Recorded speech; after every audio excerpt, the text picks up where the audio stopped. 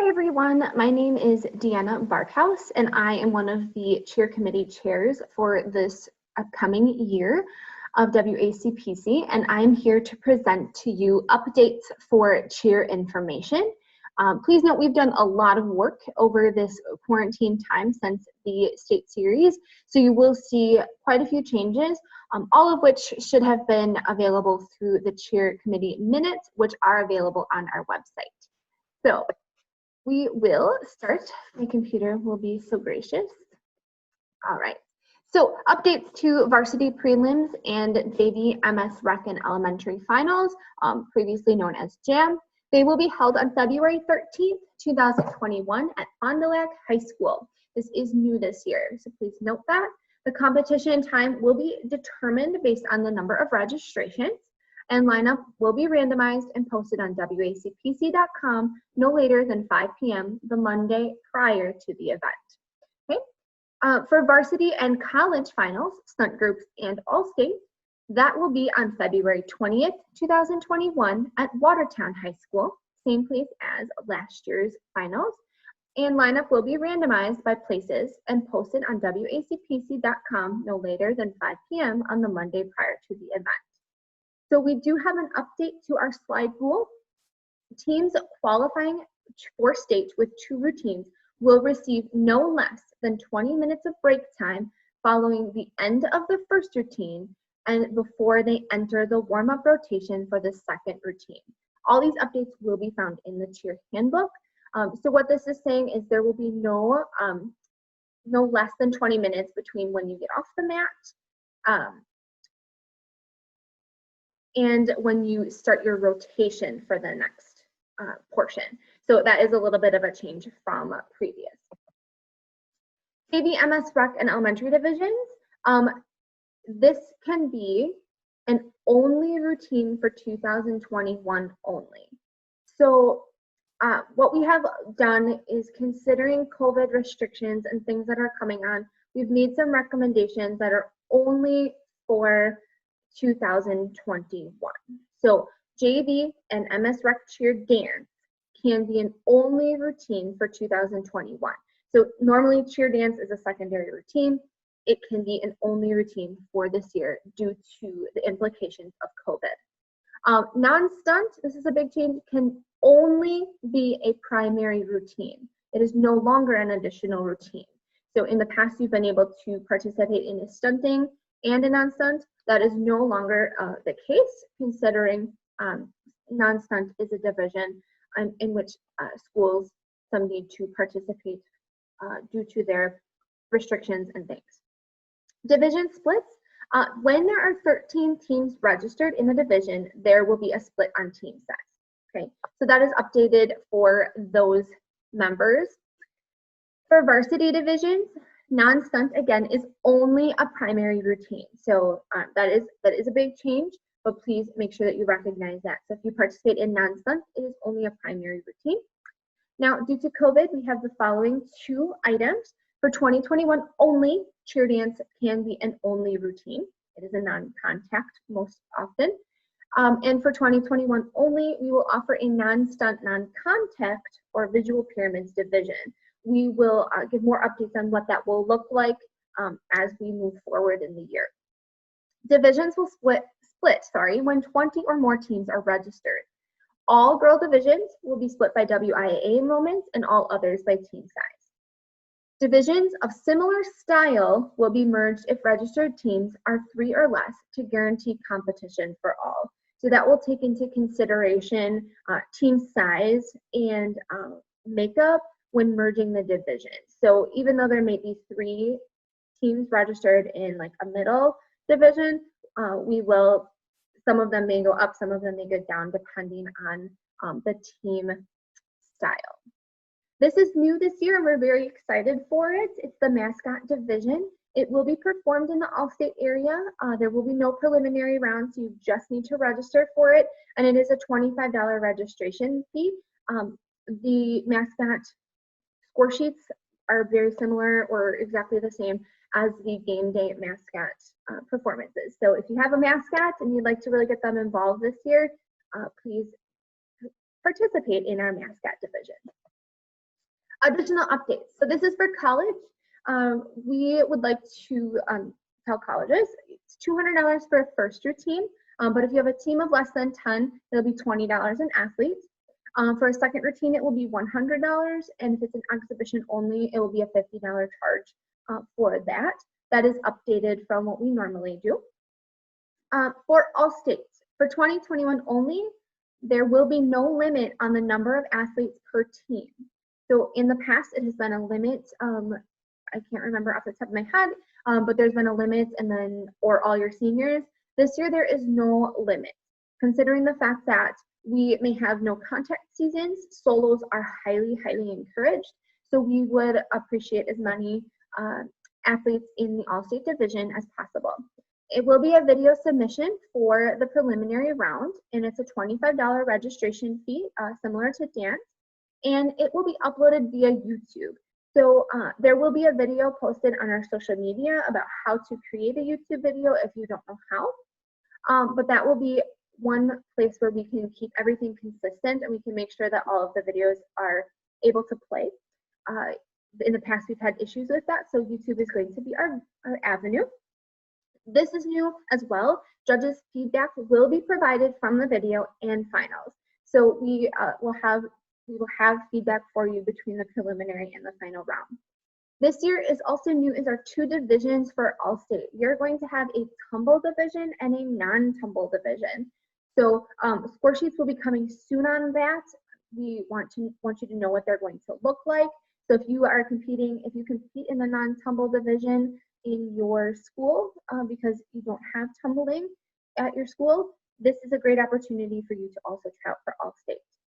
And then, so yeah, score sheets are coming soon. So another change to our stunt groups is that it is a $40 flat registration fee for both co-ed and quad stunt groups. Okay, so that is a little bit of a change. They have been different in the past. All right, rule updates. So this is a competition rule that has been added. All participants must begin the routine in a non-inverted position with at least 1 foot on the floor. This was added so that no skills are entered into before the routine starts. Stunts, handstands, backbends to level the playing field. The second rule update is a timing rule. After entering the performance floor, routine timing will begin with the first beats of music or choreographed movement sound and stops with the final beats of music or choreographed movement / sound. The clarification on this is chants as a team performed on the performance floor will start the routine time. So just please make sure you note those 2 items in your choreography for upcoming competition. Judge training will be in October. Pre-work will be required. We're living in a virtual world, obviously, because you're seeing this virtually. So there will be some pre-work, and what that looks like at this point, I can't tell you, but there will be pre-work.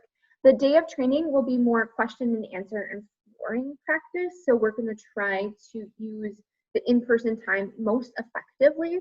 We will have special breakout sessions for new judges, so that returning judges can continue on while new judges will get a little bit different information right from the start. Evaluations will be done after training, and there will be a deadline to return those. More details will be shared on WACPC.com under Education Conference and Judges Training. Okay. All right, and so now I'm going to pass it off to Carrie, who's going to talk about the score sheet changes for the 2020-21 school year and competition year. I just want to say at the end of her presentation, there will be a multitude of ways that you can get in contact with your cheer committee members. So we have multiple platforms, multiple emails. We want to make sure that we can get you the best answer possible. So please, please, please make sure that you look at those and note them and put them in your contacts, whatever it is you need to do, because we do want to hear from you and we do want to keep our communication line open. So again, if you have any questions, you'll see that communication piece at the end of Carrie's presentation. Thank you so much for joining, and I look forward to hopefully a beautiful competition season.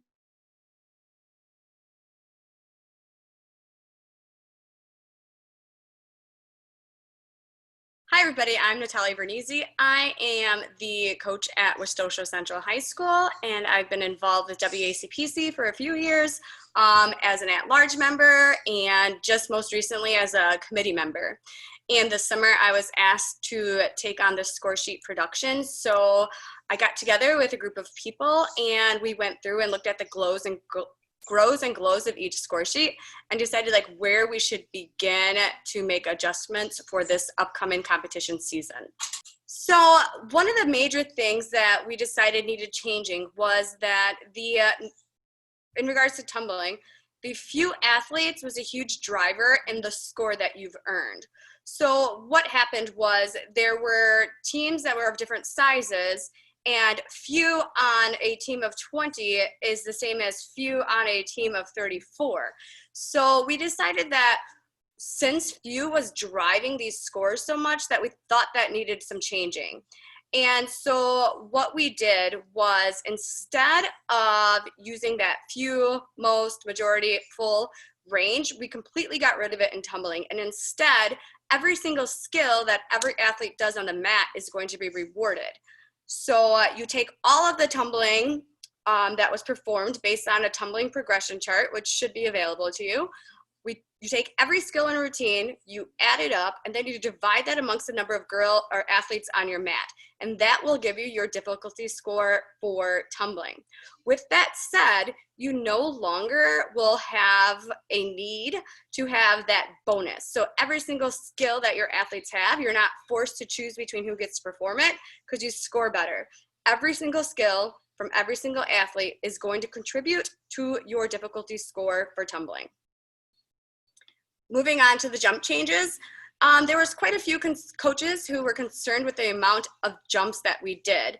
Looking at our teams, I would think most can say that they don't spend as much time practicing their jumps as they do their stunting or tumbling skills. So what we did was we decided that variety needed to go, and instead we could incorporate it within the actual jump score itself. So what we did was we knew that every time you do a jump and your hips change direction, that is probably more difficult than doing 3 of the repetitive same jumps. So we're encouraging teams to do a triple connected jump with different hip placements to max out their jump score. Moving on to stunt and pyramids.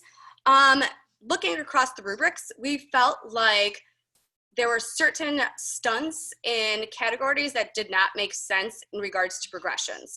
They did up and down the sheet, left to right, but not necessarily up and down. And there were some things in the columns that didn't really match with what was in the rows. So we really took the time to look at that. And then we used progression charts that we had available to us and other coaches to give their opinions and feedback and offered up ideas. And so like the rubrics now really are based on progression charts. And again, we hope to get that available to everybody so you could use that as part of your progressions at practices. So also, we haven't really changed the rubrics that much, and it's been about 6 years. So like we took the time to evaluate these and see what needed updates and what needed to shift around. And then finally, in that bottom left-hand corner of that rubric, it was possible for one single stunt group to outscore a full team doing a different stunt. So we wanted to really reinforce the idea that cheerleading is a team sport, and we want most of your stunt groups doing the same skill to drive your routines. So if you look at the bottom, so our new theories, again, we used the progressions. Again, we decided that we wanted a full team doing the same skills. Like you can choose to highlight one group doing something awesome if you like. It's just a choice, but pay attention to those point ranges. And then in the pyramid section, we acknowledge that those single-sided brace pyramids are more difficult than double brace pyramids. So you will notice that change in the pyramid section. Moving on, we added an impact score to the jump, tumbling, and stunt and pyramid score sheet. Basically, we wanted a really good spot to reward some of those ideas. So like synchronization, we really want to see great synchronization. In tumbling, we want to see great synchronization. And in stunts, we want to see great synchronized skills. This allows the judges to reward it there instead of having to place it or consider it in their execution scores. The impact score includes confidence and showmanship for each section. So the jump and tumbling coach will score the confidence and showmanship of her section. And the stunt and pyramid, same thing, look at the showmanship for confidence. And each of the impacts, there's 5 drivers. So definitely take the time to review those and check that out. In jumps and tumbling, we want to reward variety. And then in stunts and pyramids, we also want to use variety and acknowledge the number of personnel that are underneath those stunts. Because maybe or let's say like a stunt group of 4 underneath a flyer might have an easier time than a group of 3 or a group of 2 even. So we wanted a place to reward full quads without extra personnel. So taking you specifically to the all-girl sheet, I will share my screen.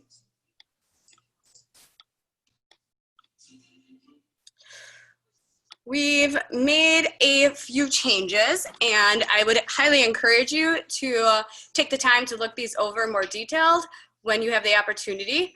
All right, so looking at the all-girl score sheet specifically, I wanted just to walk you through some changes. Crowd engagement, proper use of crowd-lead material, cheer motions, proper use of stunts, that is all the same as it's been in the past. One change is our execution. We made it out of 10 points instead of 5 because we decided that since the cheer is about 1/3 of our routine, that execution should be valued highly. We want to see really strong, synced cheers that are crowd leading, have lots of showmanship, excited faces, and whatnot. The dance score sheet portion has not changed at all. And then routine formations and transitions, it's pretty much the same as what it's been in the past. However, we just dragged it onto this score sheet. So there is some sectional drivers for this formation. So we have formations are clear and easy seen, good spacing, good variety, appropriate use of the floor, transitions, clean movement, creative, good pace, etc.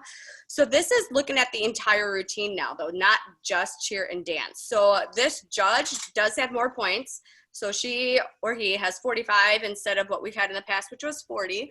But they're looking at the overall routine.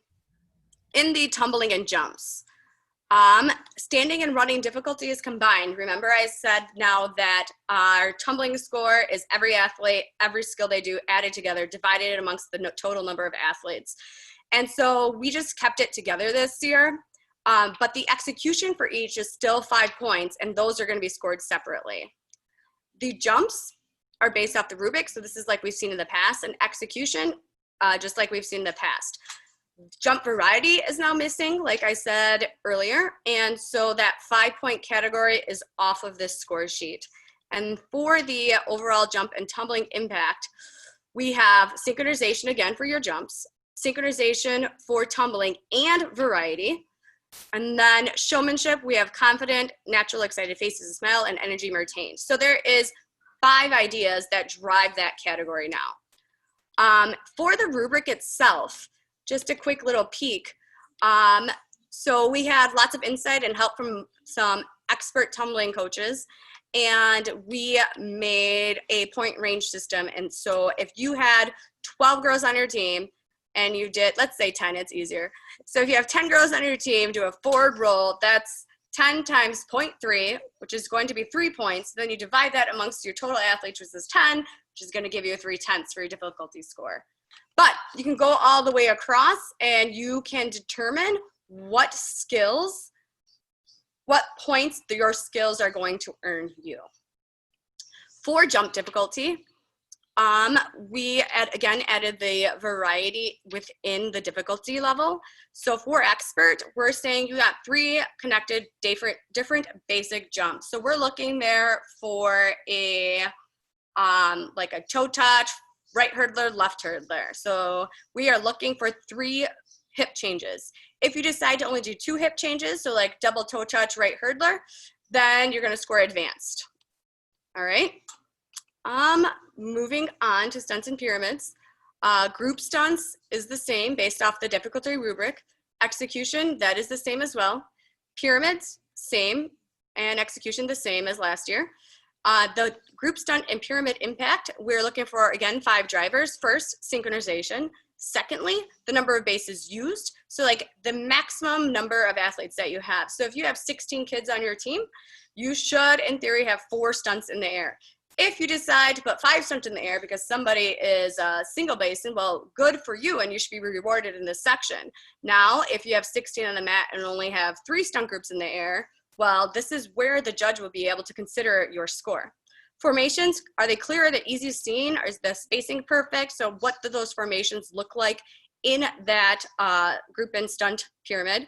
And then transitions, like this is where we're gonna start seeing hopefully some creative skills and interesting in and out of stunts. And then showmanship, how's that energy? How is it engaging? Okay, y'all, about the stunt rubric shifts. First, you'll notice that the categories were renamed. So we now have expert as our highest level, advanced, skilled, intermediate, novice, and beginner. So these are some pretty hard rough drafts, but I do believe they're going for a final edit. So we just want to let you know that based off of those progressions, there have been some shifts within these levels themselves. So really take the time to look at these levels to understand what your team is going to earn for their actual stunts that they complete. We were mindful to add other ideas, but keep them somewhat vague so that we aren't locked into specific stunts. So take the time, again, to check that out. And then in this bottom left-hand category that determined the number, your difficulty score, again, we decided that the full team scores are most valuable to our cheerleading. And so you'll notice for a full team expert stunt, it's 2 points. And then it goes down 1/10, and then it goes down 3/10 from this view column. So in theory then, let's say you have a double up. So a 1 stunt group double up is gonna earn you a 1.5 now instead of what it was in the past. And the 1.5 repeats itself for having a majority of your team doing the advance. So as a coach now, you need to determine like what is most valuable to you. Again, WACPC would like to see as many stunt groups setting the difficulty score as possible, but it's up to us as coaches to choose how to use the choreography that makes most sense for us. So again, take the time to check out this rubricing in the corner or grid system in the corner. And then the pyramid difficulty just adjusted this year to allow for that 6th category. So it's very similar to what we've seen in the past. Hi, I'm Carrie, and I am here to present to you the co-ed score sheet changes for 2020-21. You will find that we align much with the all-girl drivers for change, specifically the need to follow progressions of the industry, and as well as recognizing that Wisconsin teams have grown immensely since the score sheets were created about 6 years ago. We also shared the idea that the number of bracers needed to be addressed in the difficulty for pyramids. And specifically for co-ed, we talked about the idea that catching or catching release skills, flipping skills, or lifting skills within pyramids was much more difficult done in co-ed style, where it's just the male doing the lifting, just the male doing the catch it. or versus the all-girl style, where he's got more hands and bodies underneath to help him complete those skills. So in addition, the subcommittee is continuing to work towards their goal of promoting the integrity of the co-ed division that allows these teams to grow in those focused skills as seen at the national level. This is an initiative that had started 6 years ago when this style of score sheets were first released. So moving along with that, the rubric theory and changes that we did commit to did fall in line with those that you see in the all-girl, that there is a lot of thought that was put into the progressions, how that rubric should flow and look and work, and we did agree to adding a 6th level as well. So this will be a theory that will cross over from the traditional categories into co-ed. We find that's important as well because it helps promote consistency for the judges to be able to do their job well. The pyramid also does recognize that there is a difficulty level based on the number of bracers. And so we did fall in line with that. What I do want to point out to you is on the co-ed rubric, you will find here on our scoring for a pyramid, you will see that the co-ed style, lifting, catching, of release and flipping inside a pyramid will get top of the range within their skill. If a skill is completed within a pyramid and it is done in an all-girl style, or there's help basically underneath, there's more than one set of hands outside of the male hands doing the work, you will find that they are going to only be able to get the bottom half of the available range. So in example, let's say that there are 2 expert pyramids that are performed, that both are performed in a quad style skill within that pyramid. Their maximum score level is going to be a 9.5. So the idea here is being cultivated that the males we're in a co-ed division. The males are the ones who should be doing the work. They should be doing the lifting. They should be doing the catching within these pyramids. So in order to reward for that, we are splitting the range availability. Another change that you will find we align somewhat with for the traditional categories is going to be the scoring system. In the past, you may recall that co-ed has used a ranging system and also incorporated a use of co-ed skill. You will now see that the new scoring system, again, much like all girl, has a valued chart instead of a ranging system. This allows us to eliminate that use of co-ed skill because it is still giving a requirement of a number of co-ed skills. And when you look at the drivers under the score sheet itself, this impact score specifically is asking for that synchronization. So that will weigh heavily into your ultimate score, is how much synchronization of skills you are doing. When we go back and we look at the value chart, you will also see that there's a limitation to the number of skills that can be group stunts. Again, we really want to emphasize that the integrity of a co-ed division is using these co-ed partner stunt skills. And so in that, you will be rewarded higher for your co-ed skills. And you're limited to the number of group stunt skills that will be rewarded overall as well. So while we are aligning with all girl and that top 5 stunts are going to be scored, you will be limited to only 2 of them being group. you will find it more likely to be advantageous to use 5 co-ed partner stunt skills versus 3 co-ed partner stunt skills and 2 all-girl group skills styles. However, we really want to stress that we understand too that as the co-ed teams in Wisconsin are growing, and they're growing in the co-ed style skills, there may be a need for some teams to still utilize the quad stunt style in order to round out a routine.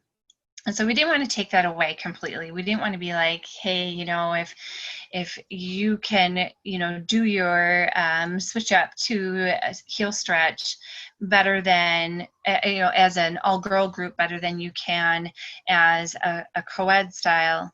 We understand that, and we didn't want it to be ignored. So there is still room for the quad style stunting. However, it is not going to be valued as high as the co-ed style stunting is going to be.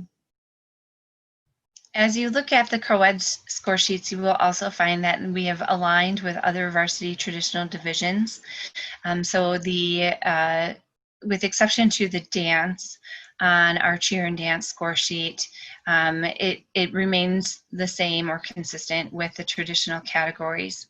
You will also find that the tumbling and jump now aligns with the traditional categories, the traditional divisions as well. And then again, so does the score sheet for stunting and pyramid, with exception to highlighting those things that are specific to co-ed as I've just reviewed.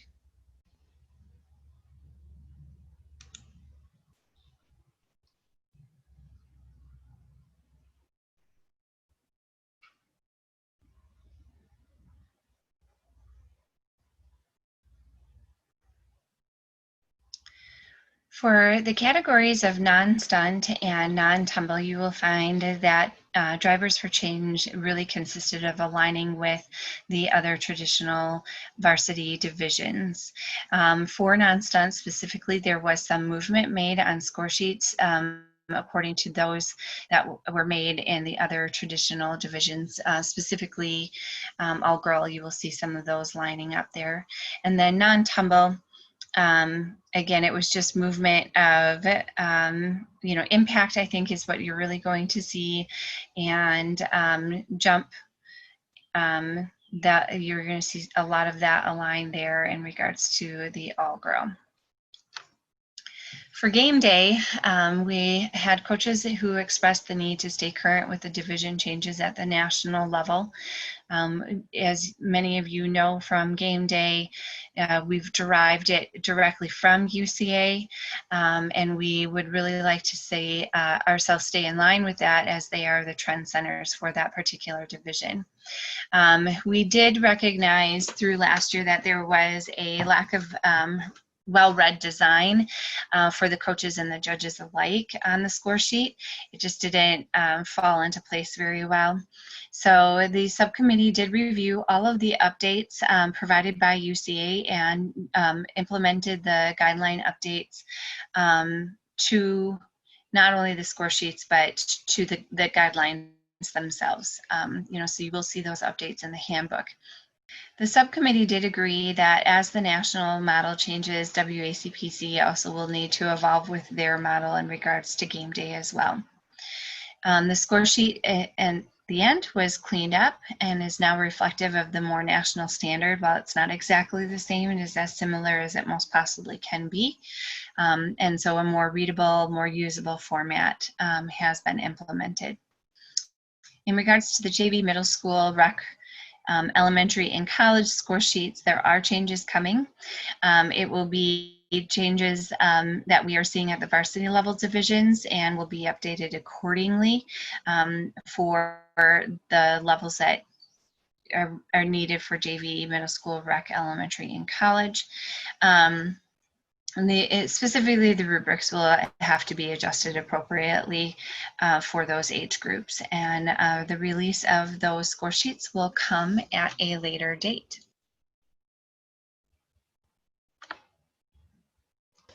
All right. So for cheer dance score sheets this year, very little in changes. However, we did have a couple, and the drivers for those change were there was clarification on a couple of the requirements, i.e.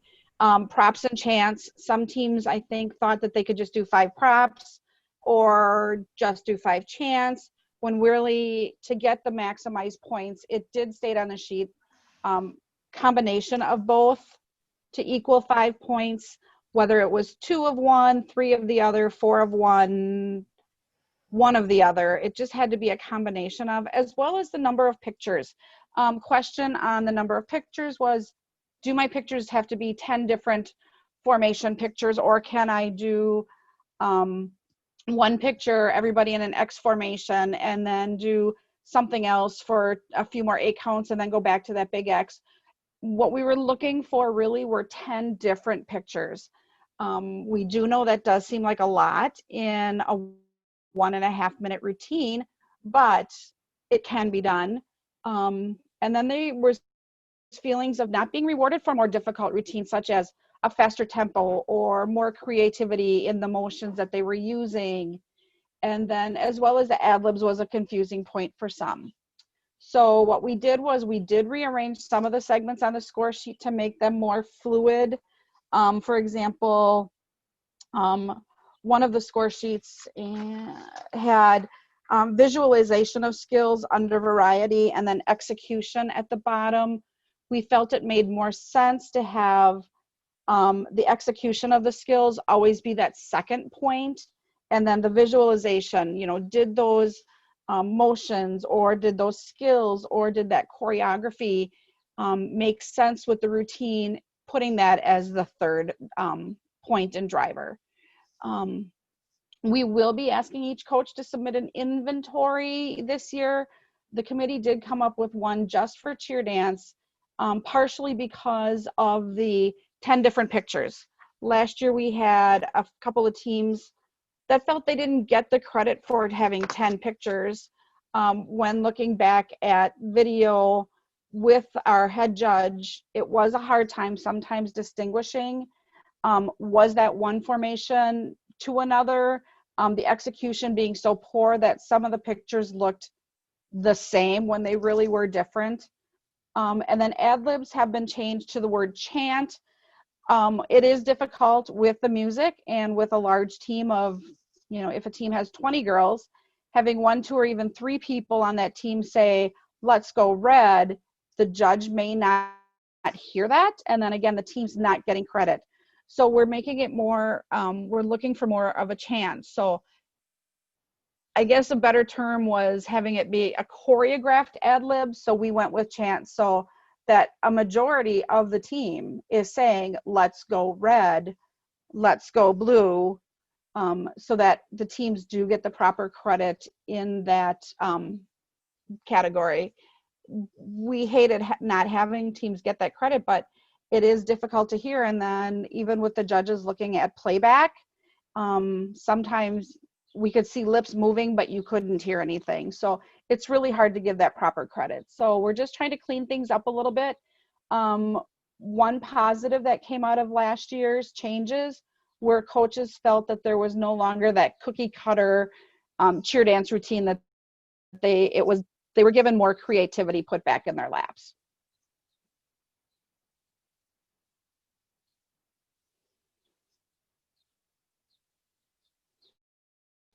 We thank you for taking the time to listen through all of the changes that are coming up for the 20 and 21 cheer season. If you have any questions, we've got lots of resources for you. In regards to NFHS and WACPC rule clarifications, needing help with definitions found in our rubrics, any legality rulings as far as skills you're unsure if they are legal to perform or not, sending in skill videos is the most common way of asking those questions. Any questions you might have in regards to any warnings or deductions that you may receive at a local Wisconsin event, or if you have interest in becoming a tech judge, because we could always use some great personnel in that area, please reach out to cheerrules@wacpc.com. Cheer Judges at WACPC.com is a great resource for requesting judges for your own local event. The place that we would like for all of our coaches as well as our event directors to provide any feedback, good, bad, or in between, from local events or from our own WACPC events. It is also a place that local event directors can ask for score sheets to be used at their event without the WACPC logo, and is also the place for coaches to gain clarification in regards to their score sheet questions or their received score sheets from a local event if there's any confusion or questions that need to be addressed. Cheerinfo at WACPC.com is going to be your location for all other questions that are not related to those that I've defined above. And we are also new this year going to be providing the cheer proposals and concerns form. Sue Putra does talk about this briefly in the general organization updates. That form can be found at WACPC.com right inside our website. Thanks again, friends, and we look forward to seeing you in 2021.